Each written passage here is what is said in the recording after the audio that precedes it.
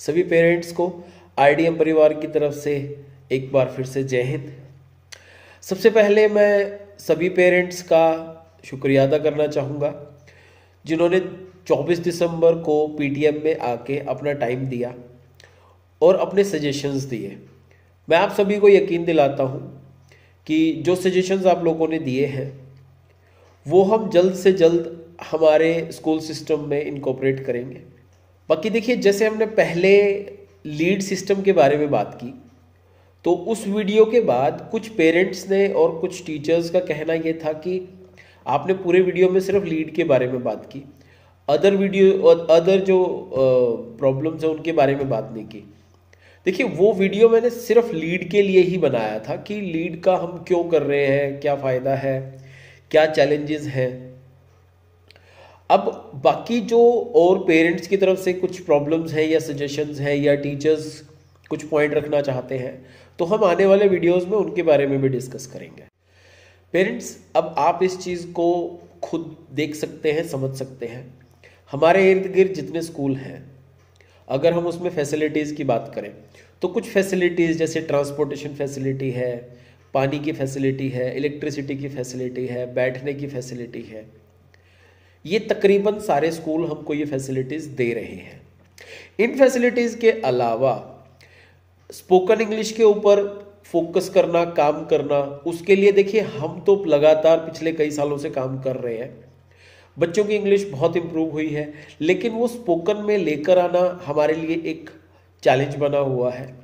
उसके पीछे कारण जो हमको बार बार अल्टीमेटली दिखता है वो ये कि क्योंकि बोलने का माहौल घर में नहीं है और क्योंकि स्कूल में भी टीचर्स ऐसे नहीं हैं कि भाई वो घर पे या स्कूल में लगातार अंग्रेजी बोलते हो।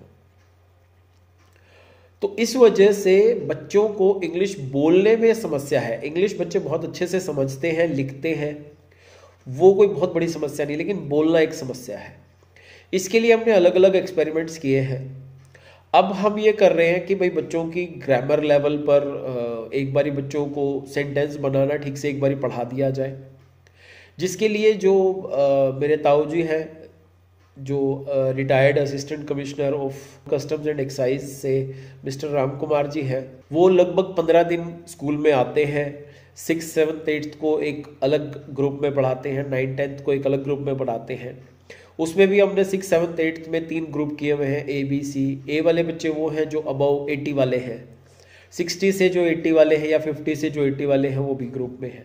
और अगर कोई 50 से नीचे है बच्चा जिसके लिए रीडिंग करना भी थोड़ा सा मुश्किल है, उसको हमने C ग्रुप में रखा हुआ है।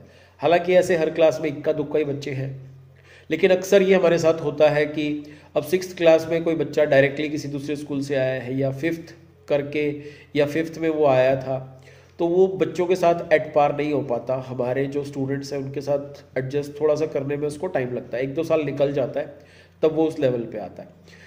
और फिर कुछ बच्चे प्राकृतिक तौर पे भी ऐसे होते हैं कि वो स्लो लर्नर होते हैं, तो वो C ग्रुप में रहते हैं, उनको थोड़ा सा ज़्यादा केयर हमको देना पड़ता है। देखिए, अब जो हमारा नेक्स्ट टारगेट है, हम ये चाहते हैं कि टीचर और बच्चे खुद अंग्रेज़ी सुने और उस सुनने की सहायता से फिर बोलना शुरू करें। इसके लिए हमने टीचर्स को भी इंग्लिश लगातार पढ़ाई है पिछले लगभग 2 साल से, और बच्चों को भी हम लगातार पढ़ा रहे हैं। और अब हमारा प्रयास है कि आने वाले जो नया 1 साल, अब ये 2023 शुरू होगा, इसमें 100% तो नहीं, लेकिन हम एक शुरुआत कर दें जहाँ कुछ टीचर्स लगातार बच्चों के साथ इंग्लिश में बात करें और बच्चे भी, कुछ बच्चे जो A ग्रुप के हैं और बहुत अच्छे हैं, कॉन्फिडेंस उनमें आ चुका है, वो इंग्लिश में बात करना शुरू कर दें। उनके वीडियोस भी हम आप लोगों के साथ शेयर करेंगे। देखिए, इसमें हमें एक समस्या जो देखने को मिलती है वो ये, बहुत सारे बच्चे ऐसे हैं 6 से लेकर 10 तक, लगभग हर क्लास में 2-2 3-3 बच्चे ऐसे हैं जो बहुत आसानी से अंग्रेजी बोल सकते हैं, सुन सकते हैं, समझ सकते हैं, और ज़रूरत पड़े तो भाई वो वार्तालाप किसी के साथ भी कर सकते हैं कॉन्टिन्यूसली। लेकिन समस्या क्या है, क्योंकि घर में उनके साथ अंग्रेजी बोलने वाला कोई नहीं है, तो वो चीज़ हम घर पे दिखा नहीं पाते कि आपका बच्चा अंग्रेजी बोल रहा है। तो अब हमने ये डिसाइड किया है कि अब जब भी हम बच्चों के साथ कन्वर्सेशन करेंगे, हम उसको रिकॉर्ड करेंगे, आप लोगों के सामने रखेंगे, ताकि आपको पता चले कि हाँ, कुछ बच्चे हैं जो ईजिली अंग्रेजी बोल रहे हैं, और फिर उनके सहारे हम अदर बच्चों को भी इसमें हेल्प करेंगे कि भाई वो बच्चों को सुने, टीचर्स को सुने और फिर वो उसके पीछे पीछे उनको बोलना शुरू करें। तो ये हमारा एक आइडिया है। इसके अलावा पेरेंट्स देखिए, अब आप लोगों को ये समझना पड़ेगा, हमारे इर्द गिर्द ऐसा अब कोई भी स्कूल नहीं है जो बेसिक फैसिलिटीज़ है उसके अलावा स्पोकन इंग्लिश की फैसिलिटीज़ है, लैब्स की फैसिलिटीज़ है, और इसके साथ साथ जो स्मार्ट क्लास की फैसिलिटीज़ है, एक्चुअल स्मार्ट क्लास की जो फैसिलिटीज़ है, हमारे अलावा यहाँ पे हमारे गांव में सिर्फ एक इंडस पब्लिक स्कूल है जो स्मार्ट क्लास की फैसिलिटीज़ दे पा रहा है, लेकिन उसकी फ़ीस हमसे लगभग 2 गुना 2.5 गुना ज़्यादा है। अब हमारे इर्द गिर्द किसी भी स्कूल के पास ऐसा ऑप्शन नहीं है कि वो जो ऑडियो विजुअल्स बुक्स के साथ आते हैं वो क्लास में बच्चों को दिखा सके, या टीचर या बच्चे जो हैं वो टैब्स का और इंटरनेट का लगातार इस्तेमाल कर रहे हो। इन चीज़ों का बच्चों को बेनिफिट देखिए धीरे धीरे होना शुरू होगा, धीरे धीरे उनकी नॉलेज बढ़ेगी और उस चीज़ का फ़ायदा आप लोगों को दिखने भी लगेगा। ये ऐसा नहीं हो सकता कि एक ही साल में भाई बच्चे एक ही साल में बहुत कुछ सीख जाएंगे और उसका फ़ायदा मिलेगा।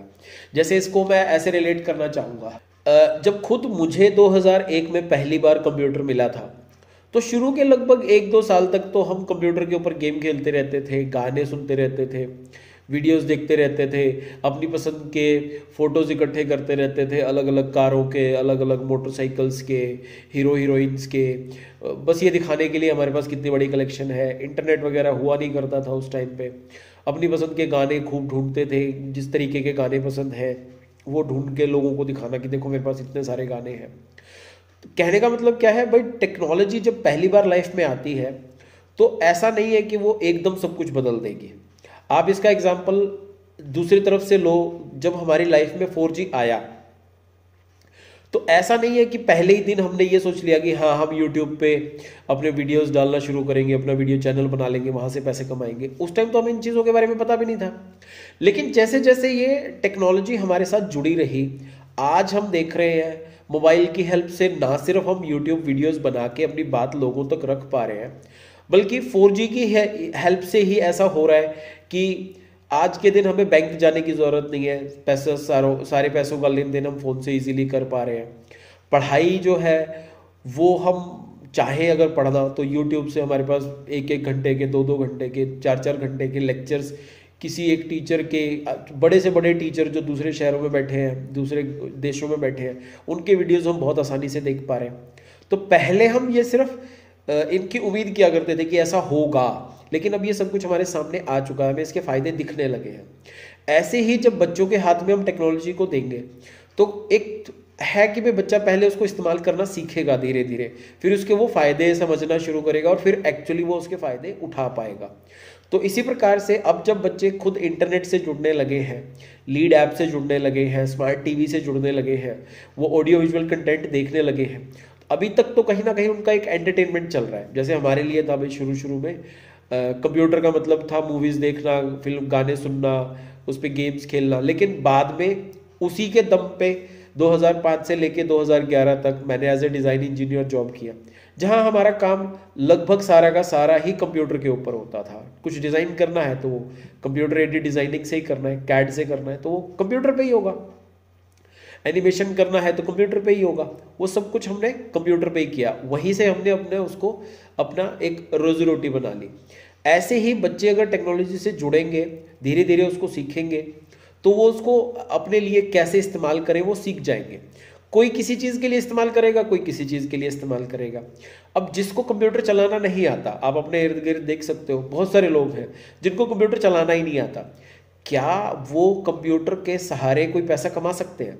आप हमारे गांव में देखोगे तो मुश्किल से 2-4-5% लोग हैं, 100 में से 2 भी शायद मुश्किल से मिलेंगे आपको, जो एक्चुअली कंप्यूटर का इस्तेमाल करके आज पैसे कमा रहे हैं। हाँ, धीरे धीरे मोबाइल का इस्तेमाल हमने हमारे बिजनेस में करना शुरू कर दिया है। चाहे आप खेती करते हो तो जो पंजीकरण करना है मोबाइल से कर लेते हैं, खरीद फरोख्त करनी है मोबाइल से कर लेते हैं, पैसे का लेन देन मोबाइल से कर लेते हैं। तो हमने 4G को अपना लिया है, बाकी जो कंप्यूटर वाली टेक्नोलॉजी है उसको अभी तक पूरे तरीके से हमने अपनाया नहीं है। अगर आप चाहते हो आपका बच्चा भी कंप्यूटर के साथ, टेक्नोलॉजी के साथ और अच्छे से जुड़ जाए, तो मैं आप लोगों को सजेशन दूंगा कि आप अपने घर में कोई कंप्यूटर, पुराना ही कंप्यूटर चलेगा, या लैपटॉप ला के बच्चों को दो। 1-2 साल तक तो मुझे पता है देखिए वो गेम ही खेलेंगे, लेकिन कंप्यूटर के ऊपर गेम खेलने के लिए भी कंप्यूटर को जानना समझना बहुत ज़रूरी है। तो वो भी चीज़ फायदे की है। ऐसा नहीं है कि आप किसी को भी कह दो कंप्यूटर ऑन कर दे और इसमें गेम चला दे, ऐसा नहीं होता। आपको कंप्यूटर ऑन ऑफ करना आना चाहिए, गेम आपको लेकर उसमें इंस्टॉल करना आना चाहिए। अगर उसको क्रैक करने की ज़रूरत है या उसको ऑनलाइन रजिस्टर करने की ज़रूरत है तो वो करना आना चाहिए, और फिर आपको खेलना पड़ेगा वो। तो आपको बहुत कुछ सीखना पड़ता है। और बच्चे अगर ये करेंगे तो धीरे धीरे वो कंप्यूटर के साथ फेमिलियर होंगे और फिर कंप्यूटर के अंदर वो अपने लिए आगे रोजगार ढूंढ लेंगे। अगर हम उनको आज भी कंप्यूटर के साथ नहीं जोड़ रहे तो कहीं ना कहीं उसका खामियाजा हमारे बच्चों को भुगतना पड़ेगा। तो आप लोग भी टेक्नोलॉजी से खुद भी जुड़िए और बच्चों को भी टेक्नोलॉजी से जितना जल्दी हो सके जोड़िए। मैं ये नहीं कह रहा कि इसी साल आप बच्चों को कंप्यूटर ला के दो, लेकिन आप जितना जल्दी ला के दे सकते हैं उतना बढ़िया। जब तक आप कंप्यूटर ला के नहीं दे सकते तो बच्चों के लिए खुद का मोबाइल या खुद का टैबलेट होना चाहिए। हाँ, ये बात मैं फिर से दोहराऊंगा कि अगर आप उनको मोबाइल या टैबलेट या कोई लैपटॉप वगैरह ला के देते हैं तो उसमें पेरेंटल कंट्रोल थोड़ा सा आपको करना ही पड़ेगा, ध्यान रखना ही पड़ेगा। बच्चा क्या देखता है, क्या गेम खेलता है, वो ध्यान आपको रखना ही पड़ेगा। उसके लिए हमारे पास कोई और अल्टरनेट नहीं है। सभी पेरेंट्स से मैं एक बार फिर से रिक्वेस्ट करूंगा, अगर आपने अभी तक ये चैनल को सब्सक्राइब नहीं किया तो प्लीज़ इसको सब्सक्राइब कर लीजिए, ताकि जो भी मैं अगला वीडियो कोई अगला पॉइंट आप लोगों के सामने रखना चाहूँ तो वो आप तक पहुँच जाए। और उस वीडियो के ऊपर अगर आप कोई कमेंट करना चाहते या कोई सजेशन देना चाहते हैं तो आप डायरेक्टली मेरे को कॉल कीजिए, वो ज़्यादा बेनिफिशियल होगा। आप लोगों ने इतना समय दिया उसके लिए मैं आप लोगों को धन्यवाद करता हूँ। जय हिंद, जय भारत।